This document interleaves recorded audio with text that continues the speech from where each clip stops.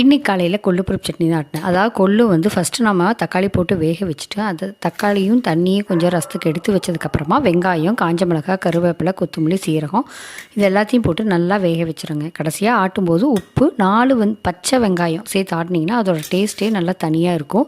அந்த பச்சை வெங்காயத்தோட டேஸ்ட்டு அப்படியே சட்னியில் தெரியும். அதுக்கப்புறம் கொள்ளு ரசம் வச்சாச்சு. மணத்தக்காளி கீரையும் பாவக்காயும் கொண்டு வந்து 3 நாள் ஆயிடுச்சு. சரி பழுத்துருன்னு சொல்லி அந்த ரெண்டையுமே வந்து பார்த்திங்கன்னா சேர்ந்தாப்பில் இன்றைக்கே செஞ்சுட்டேன்.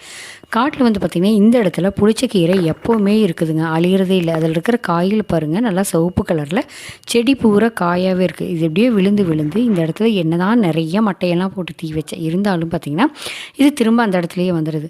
மஞ்சக்காட்டில் வந்து பார்த்திங்கன்னா சுற்றி வந்து மிளவா செடி ஊனியிருப்போம். கிட்டத்தட்ட மஞ்சள் வெட்டுறதுக்கு முன்னையே வந்து பார்த்திங்கன்னா அந்த மிளவா செடியெல்லாம் எடுத்துக்கிட்டு வந்து கிட்டத்தட்ட பழுத்துரும். அதுக்குள்ளே அதுவும் பார்த்திங்கன்னா ஒரு 10 கிலோ மிளவாயாட்டம் சேர்ந்துருங்க ஒரு ஏக்கருக்கு. இதில் வந்து பார்த்திங்கன்னா நிறைய இந்த டைம் காய் வச்சுருக்குது.